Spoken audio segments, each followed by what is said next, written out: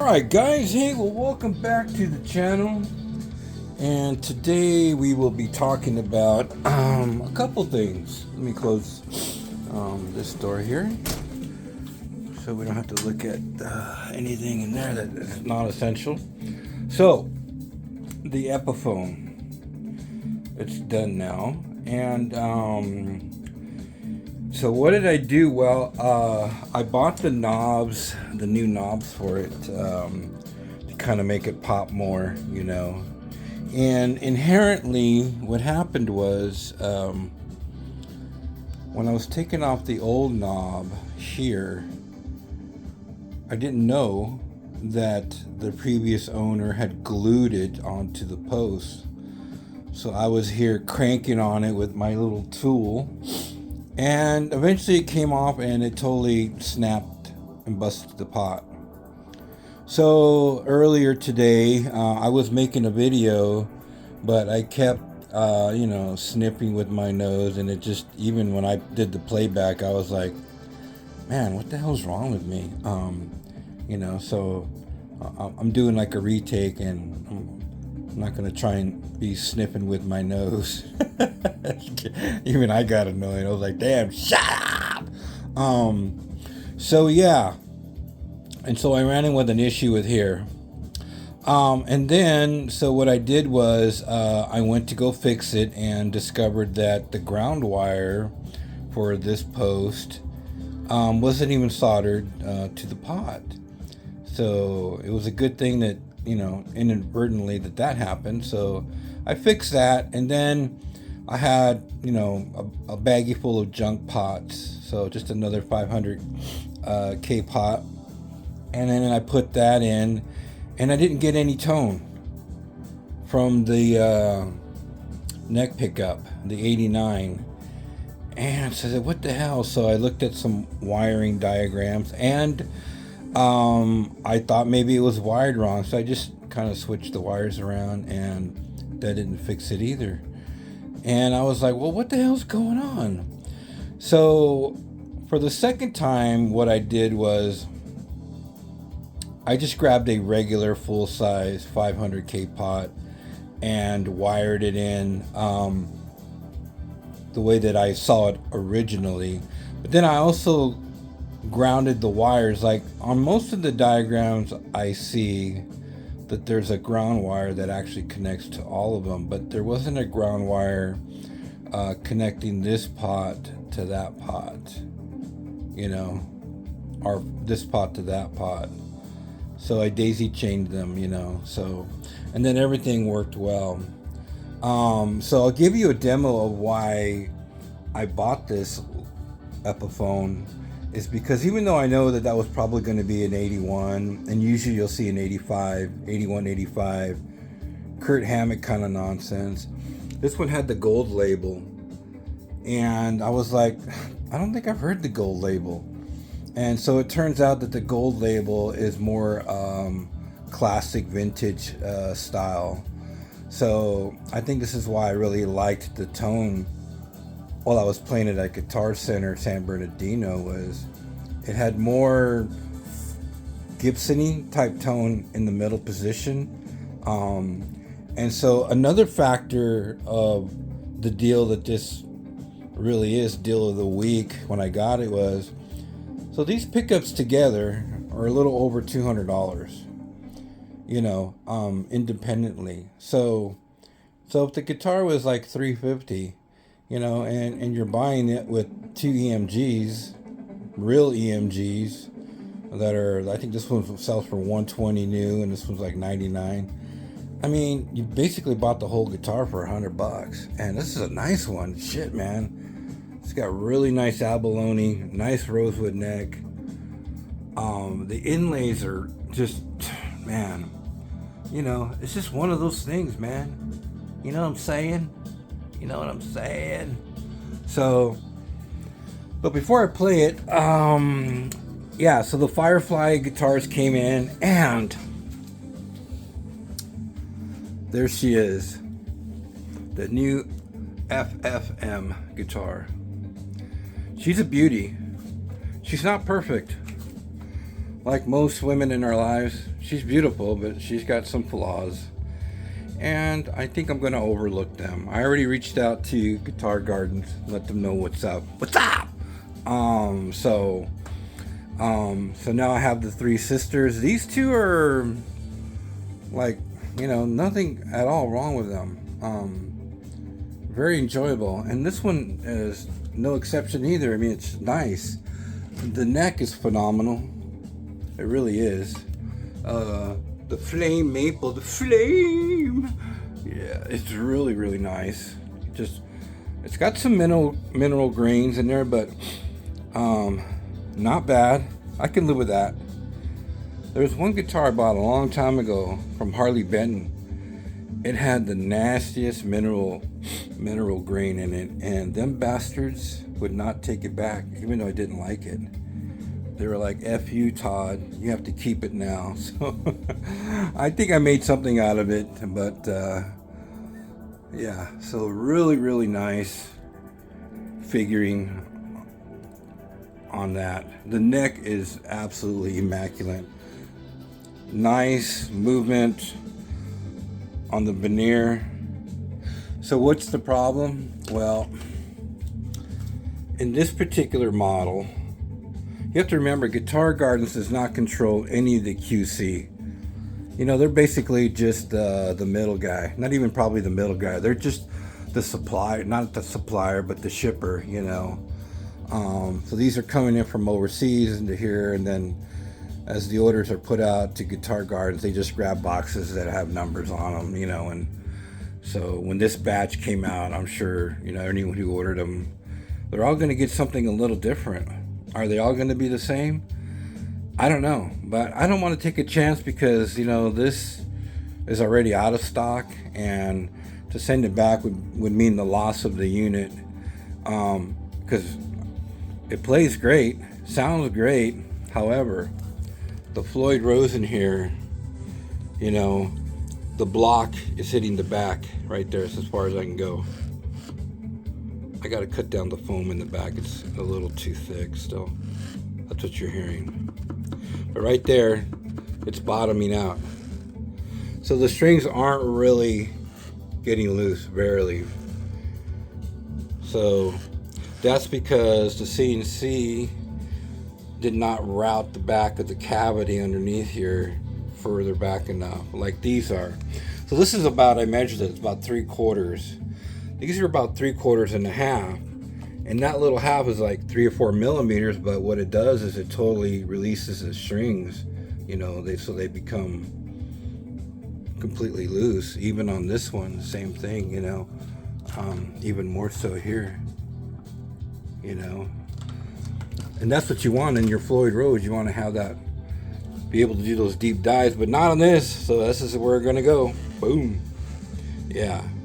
So we're limited to that, but for what it is, I'm going to keep the guitar. I already told him, yeah, there's an issue, but it's such a pretty guitar, man. And then maybe one day, I actually know somebody who has a router as a project. I'll have him just route that out for me. I'll pay him for his time. I don't have the tools, so, it's fixable, but I don't have the tools, but it's not worth it for me to send it back because I'll never see that again. Not that particular one, and each one is uniquely different, as they all are. I finished the Tease guitar. I got the carbon fiber tape out and covered it up, and it looks so much nicer with that tape in there. It just has, it just looks really, really nice. I wish Torsen would sell guitars like this with carbon fiber. They make them out of plastic looking, but it just looks really sexy, man, with the carbon fiber. So that just had basically the white pig guard that I couldn't stand looking at it. It just didn't flow, but with the carbon texture or look, it just really looks nice, especially with the humbuckers. It had good bones. The setup still is the same, so that's nice. All the work that he did to it, Torsen over at Tees, That's what made the guitar very enjoyable. So, and then finally I was like, okay, I got to get to doing something about that pick guard, because I don't want to change. It's like the only pick guard that kind of fit that body, because it's not a real true Fender cut, or maybe even if it is, there wasn't any wood down here in this corner because of the CNC machine. Maybe took off too much, so there's no wood for the screw to dig in here, and barely right here.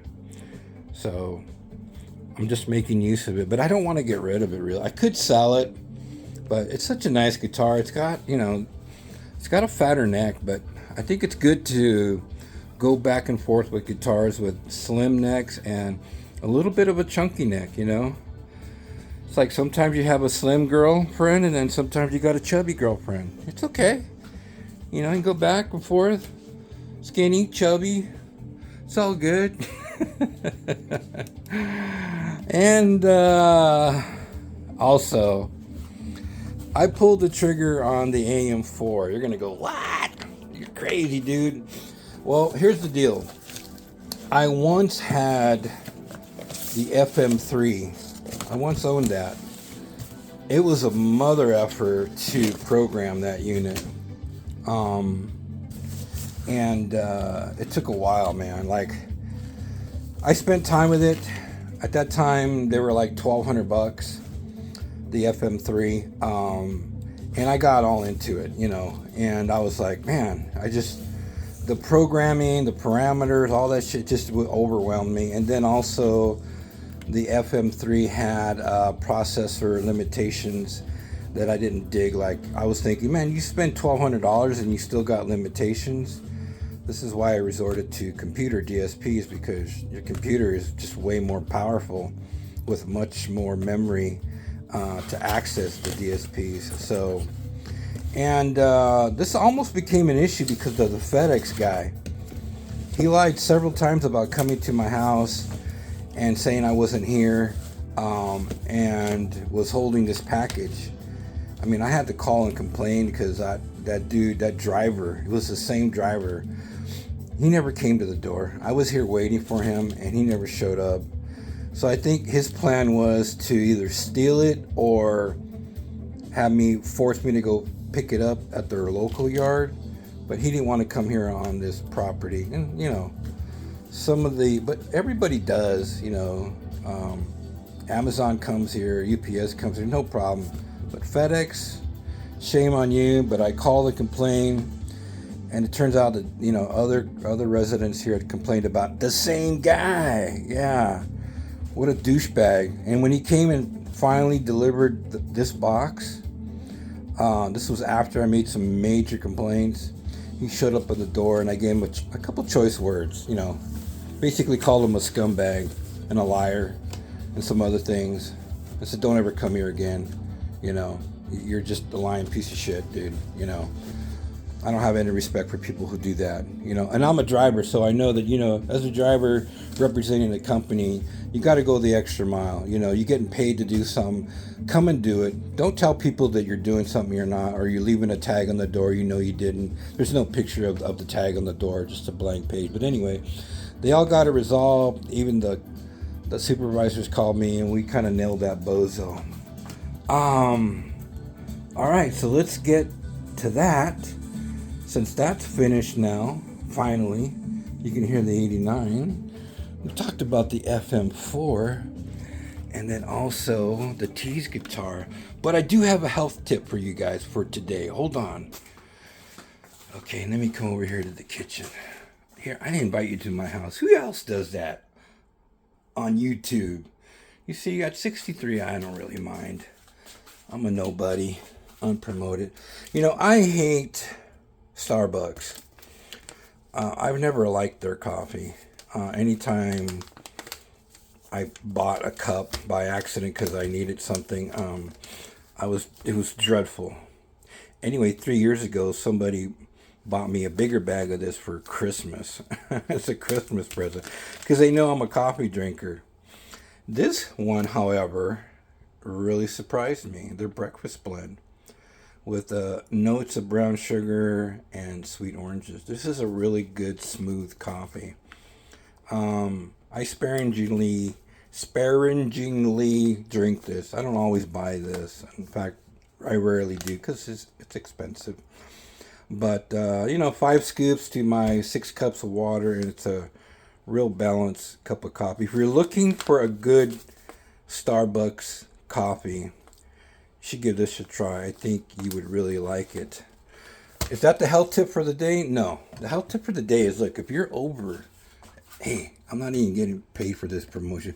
If you're over 50, take your vitamins, man. I take my vitamins. I've been taking vitamins for years, but one thing I do at my age, because I see a lot of guys my age with diabetes and all kinds of shit they take. These are the only pills I take, are my vitamins, religiously. And this is kind of a new one. I thought I'd drop in some magnesium. But your body needs, I think an old person told me one time, an old Jewish woman told me when I was out in the world ministering for Jesus, she told me, what you really need to do is just take your vitamins. She says, your body's always needing nutrients and vitamins that are lacking in your foods. And you need to this will really help create a good immune system. So if you're over 50 or whatever, but think about taking vitamins. This is all I take religiously every morning. If I miss a day, I'll dump 2 of these. Started taking these. And I really believe it helps, my overall focus, mentality, health, blah, blah, blah. But that's your health tip from the day. All right? From this channel, which is not just about guitars and reviews and all that other nonsense. I try to give you the good news about what's going on, in the world of Todd Lara. Yeah. Oh, another thing. I found this at the restroom at my job. Hey, if you're this guy and this is your ministry, if this is your way of, getting the word out, don't leave these in the restroom. This is not the way to promote Jesus, because, you get a lot of haters out there, and they're going to take your beautiful, Jesus loves you, this cute little rubber thing, and they're just going to throw them in the toilet, dude. So this is not the way to evangelize, leaving cute little, and I just happened to be there in the bathroom by the urinal of all places, and I saw, what the hell is this? A rubber Jesus? Says, Mike, I gotta rescue Jesus now, because some bozo's gonna come in here and go, F Jesus, F God, and flush that poor little dude down the tube. I think I talked about this once. This was inside of an acoustic guitar I refurbished. Look at this dry skin right here. Inside, so some little boy threw it in his dad's acoustic, and he never got it out. So when I refurbished it, there was the rubber dinosaur, and I thought that was kind of cute because, I'm sure there was a time when the little boy had this, he played with it, when you're kids, and then you're by your dad's acoustic, and you're like, and then you're like, oh shit, where'd it go? Yeah, he lost it forever. So anyway, so it's about Jesus and the dinosaurs. All right, so deal of the week. That's a really nice guitar. It sounds great, and I was playing a little bit of that one, and even the Rebea Masad signature Sterling series, because I think the Music Man Ernie Ball one is like $5,000. Yeah, so that's a really nice guitar, and it's all about enjoying the instruments, guys. It's not about YouTube, it's not about my collection. It just so happens to be at my age I've come to enjoy guitars so much more. This was a surprise, and I'm even surprised I picked it up. I once owned a Gibson Heritage with some EMGs, the 81 and 85, and it was a heavy guitar, but really, really nice. I mean, it was the full-blown Gibson Heritage. And back in that time, I was more of a player. I didn't even really care about pickups or nothing. That wasn't even on my radar. It was just about the guitar and what I was hearing. And when I played that guitar with the EMGs, I just seemed to be hearing artifacting, and I didn't like it, and I got rid of it like an idiot. See, so it hasn't been until my older years that I've come to understand the importance of having certain skills, of doing setups, learning about how pickups sound and function, what's a good, what's not good, and the way that they should sound commonly, compared to like, the 59 over there compared to this is completely different. But they share some similar tones in the middle position. Like a lot of dual humbucker guitars, they share a lot of similar tones. But anyway, if you've never heard the 89, which I really hadn't until a week ago, this is kind of what it will sound like. And let's go there now. All right, welcome back. So we're just highlighting the 89 EMG because I don't think a lot of people understand the dynamics of the EMG series guitar. And so they do make a lot of difference. Just dropped my pick. And so I have had the Steve Lukather model before, the EMGs. I sold that set too, and at one time the 81 and 85, and that was in the Gibson Heritage. Those went away, so I was never really a big fan of EMGs. But now comes into play for the first time in all the years of my playing, the 89. Like, what am I going to do? Go try all the pickups in the world? No. You just come across a guitar in the U section at Guitar Center. You don't know anything about it. That's what I love about Guitar Center, is you don't really know what the guitar is. Even in the store, if you like it, you still won't really make a connection to understanding what it is until you bring it home and spend time with it. And then everything, the full palette of tone and what it is and what it isn't, it all comes together. And that's where, some of the guitars I buy, they end up going back because I'm like, for the price of, one carbon guitar, I could buy two Firefly guitars, even though one of them is going back. The one that's going back of the Firefly is the PRS model. And what was wrong with that one was the selector, the three-way selector, is so stiff. And I mean stiff, not just a little bit. Like when you're in your volume knob, you really have to forcefully take your hand off of that, and not with your thumb, but with the two fingers. You have to move it to the middle or to the bridge. That's how strong it was. That's how tight it was. And I was like, what the hell? And then the placement of that too, where it was, the three-way selector, I found that I really didn't like it there. So I already reached out to Guitar Guards and told them that one will be going back. I don't see myself sitting down and enjoying that one, just because the playability, well, it might be okay. The functionality of it definitely was not for me. Maybe it is for some player, but the three-way selector, I would say it's defective. It shouldn't be that tight.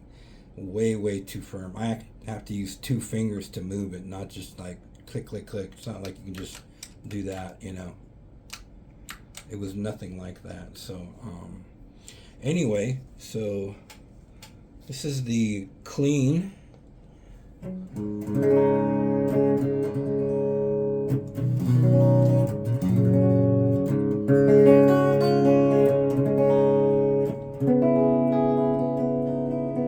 It's a little clanky because the action's so low.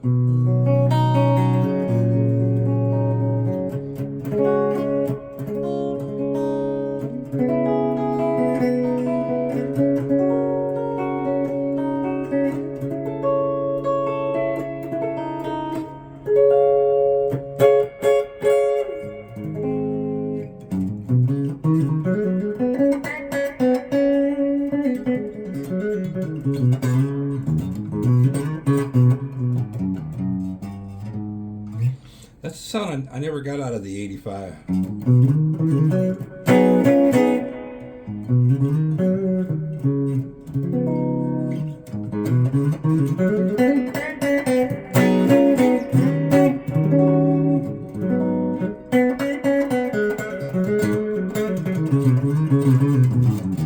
You can hear that Gibson-y, throaty kind of tone in that 89.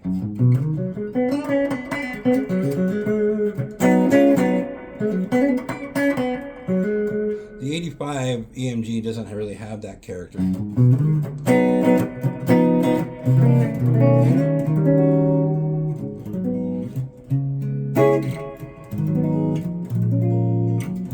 So that's the middle position, but also a very important position for playing blues and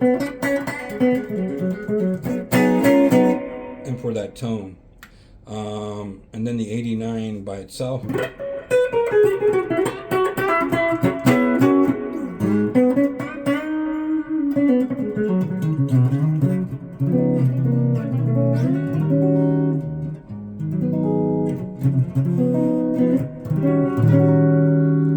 that I have the tone knob working,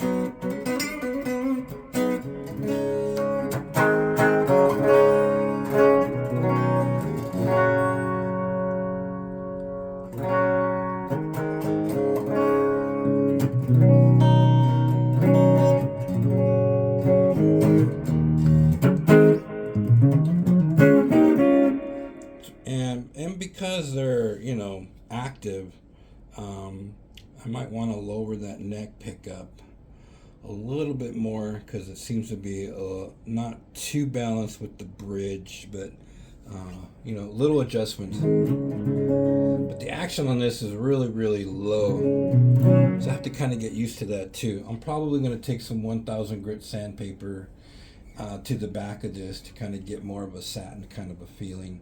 And you can do it, just take your time, not a big deal. In the bridge,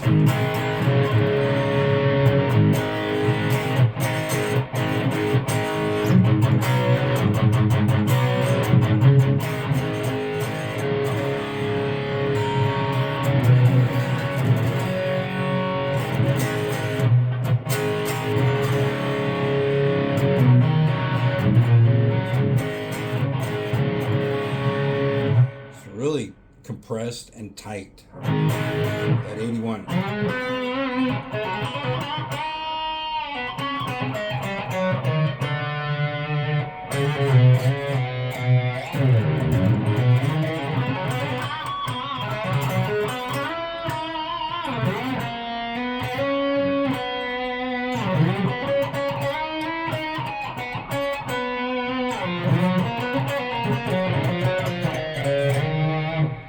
And in the middle position, you'll hear that more of that compression.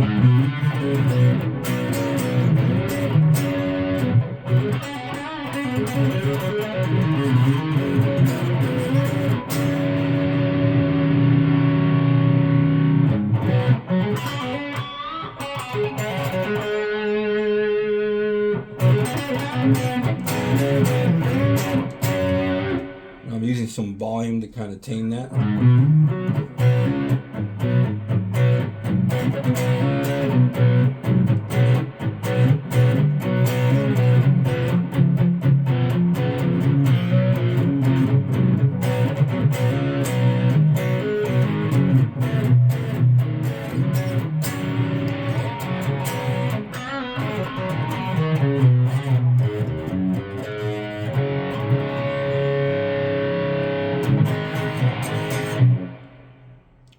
Alright, now a little bit of the 89 all by itself.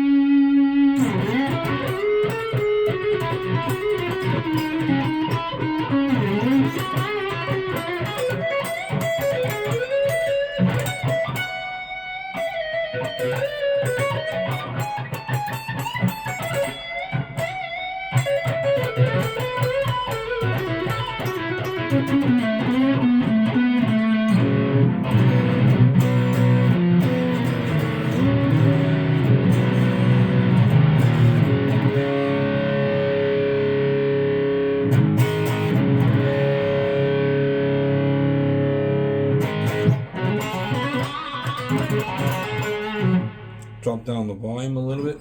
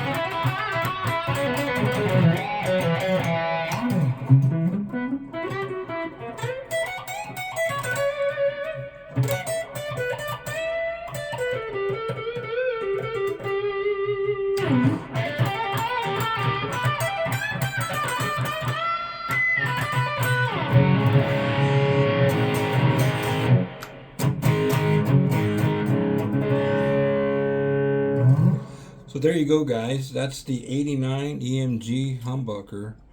And I think it's the great combination. It's the ultimate, maybe ultimate, I don't know. But in comparison to other EMGs with the 85 and the 81, this is so much better. The 89 offers just a more rhythmic, balanced, vintage tone, and in that middle position it really pops. It has a lot of the same characters in the 59 with the passive pickups, and considering these are active, you get more output, more compression, definitely a lot tighter on the distortion. For me, probably the action, I think I need to raise it a bit. It's a little bit on the low side for me, but that's how I think it's a great plain guitar, and it sounds really good with this gold 89 in there. So I think that is a really good thing, and it doesn't take a lot to fix a problem like with a bad tone pot. These ones still have the dime size, and this is just a full blown, but as long as everything is working and functioning, that's all that matters. But it's not heavy like a regular Les Paul, and even some Epiphones. This is probably in that 7.5 to 8 pound kind of a range. And so yeah, so anyway, thanks for hanging out. You know, this is just my life with guitars, and I look forward to diving into the Fractal FM4.